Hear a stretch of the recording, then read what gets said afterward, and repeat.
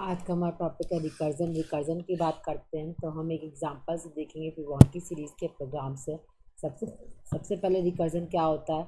Recursion की अगर हम बात करते हैं तो हम ये कहते हैं कि फंक्शन कॉल इटसेल्फ फंक्शन, अगर फंक्शन अपने ही फंक्शन को कॉल करता है तो उसे हम रिकर्जन का नाम देते हैं। इसमें दो कंडीशन होती है, एक रिकर्सिव केस और एक base case.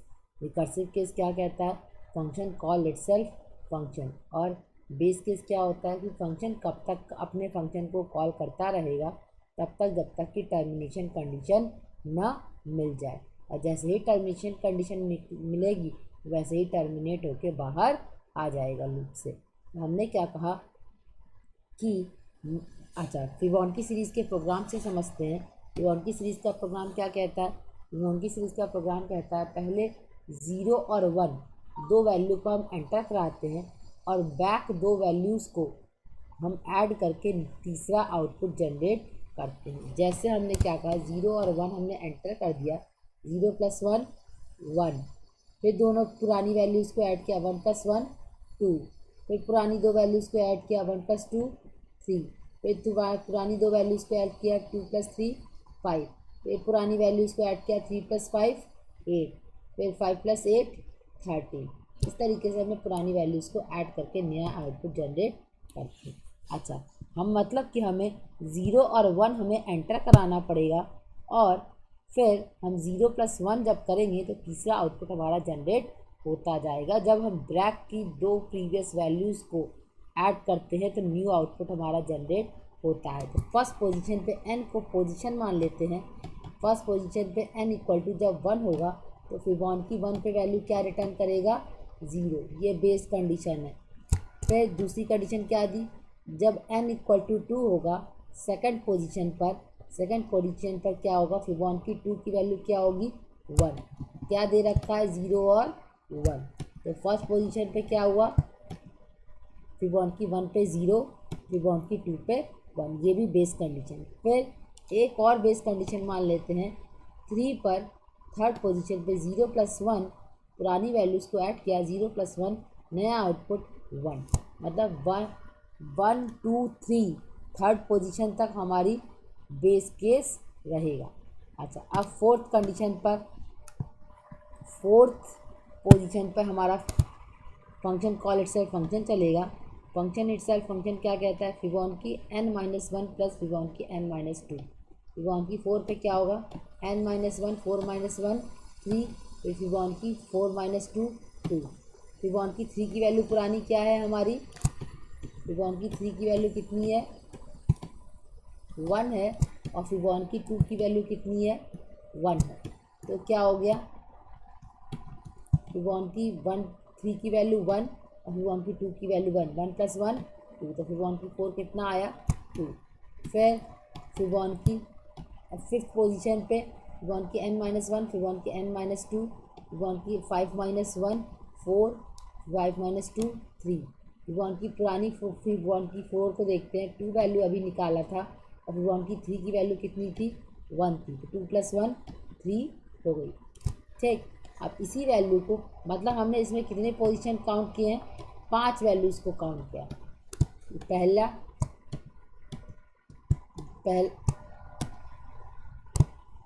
0 first position, second, third, fourth, fifth position तक हमने काउंट किया। ठीक, फिबोनाची 5 पर। अच्छा, अब इसके बाद से इसी को हम प्रोग्राम में इम्प्लीमेंट करके देखते हैं। Class example int return type लिया है, फिबोनाची एक फंक्शन बनाया है, पैरामीटर पास किया n, किस पोजीशन तक निकालना है। n की वैल्यू फिबोनाची जब n की वैल्यू 1 होगी तो फर्स्ट पोजीशन पे क्या है, रिटर्न 0। एल्स इफ n की वैल्यू सेकंड पोजीशन पे या थर्ड पोजीशन पे होगा तो रिटर्न क्या करेगा, 1 करेगा। तो हमने क्या दे रखा था, ये n 1 2 3, फिबोनाची 1 पे 0, फिबोनाची 2 पे 1, फिबोनाची 3 पे 1। ये क्या है, बेस कंडीशन तीनों हमने दे दिया। अब क्या कहता है function call itself function, else में दिया return Fibonacci n-1 + Fibonacci n-2।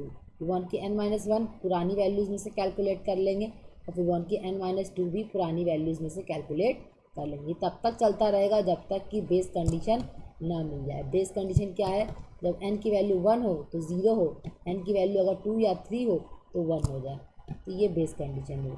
अब इस फंक्शन को हम कॉल करते हैं पब्लिक स्टैटिक वॉइड मेन में class test1 public static void main example class का नाम था, obj ऑब्जेक्ट क्रिएट किया, इंट आई लूप के लिए लिया है, n की वैल्यू 7 मतलब 7th पोजीशन तक निकालना है हमें।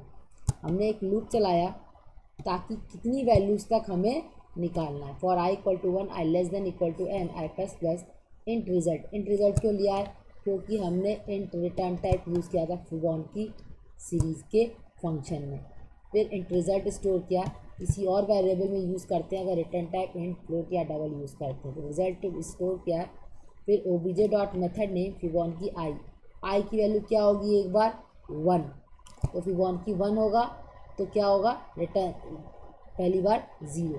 फिर आई की वैल्यू इंक्रीमेंट होगी, आई की वैल्यू 1 प्लस 1 2 हो जाएगी, 2 तो फिबोनाची 2 में क्या दिया है हमने, फिबोनाची 1 में 0 दिया, फिबोनाची 2 में 1 दिया। फिर आई की वैल्यू इंक्रीमेंट होगी, आई की वैल्यू जब इंक्रीमेंट होगी तो आई की वैल्यू 2 प्लस 1 3 हो जाएगी, 3 पर फिबोनाची 3 पे क्या दिया है 1 दिया है तो 1 हो जाएगा। फिर करते करते 7 तक कैलकुलेट हो जाएगा और रिज़ल्ट हमारा शो करता जाएगा।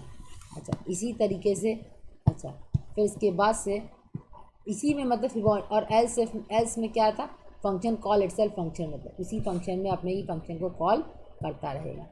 अब आइए इसी प्रोग्राम को हम रन करा कर देखते हैं। cmd में cd डेस्कटॉप जावा सी test1 हमारी फाइल का नाम है,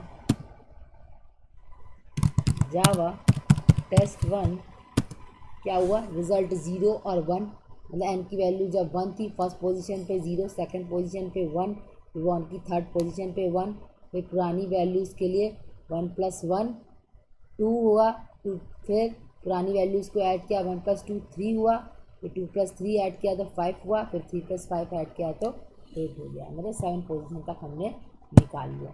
मतलब क्या कहता है रिकर्सन कि 2 कंडीशन होगी, एक रिकर्सिव केस और एक base case. Recursive case function call itself function और बेस केस टर्मिनेशन कंडीशन होगी। तब तक फंक्शन को कॉल करते रहेंगे जब तक कि टर्मिनेशन कंडीशन ना मिल जाए। आगे हम एब्स्ट्रैक्ट देखेंगे और इंटरफेस देखेंगे और मेथड ओवरलोडिंग देखेंगे और मेथड ओवरराइडिंग देखेंगे। आज के लिए बस इतना ही, धन्यवाद।